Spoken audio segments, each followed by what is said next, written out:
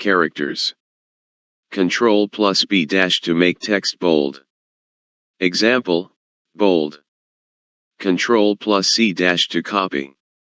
Ctrl plus D dash to open the font dialog box in MS Word. Ctrl plus E dash to move the text at the center. Ctrl plus F dash to open the Find tab in Find and Replace dialog box. Ctrl plus G dash to open the Go to tab in the Find and Replace dialog box. Ctrl plus H dash to open the Replace tab in the Find and Replace dialog box.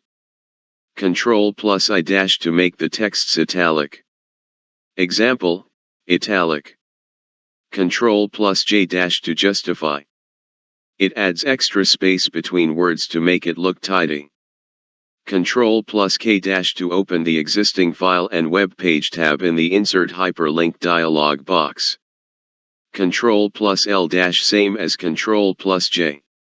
Ctrl plus M dash to indent the paragraph. Ctrl plus N dash creates a new document. Ctrl plus O dash to open any document. Ctrl plus P dash to print.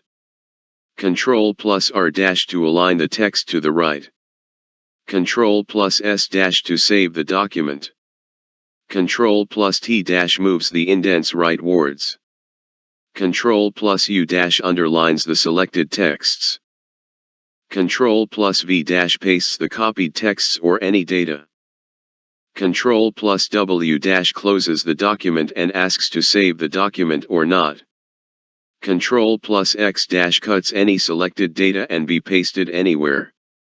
Ctrl plus Y dash to redo the previous action.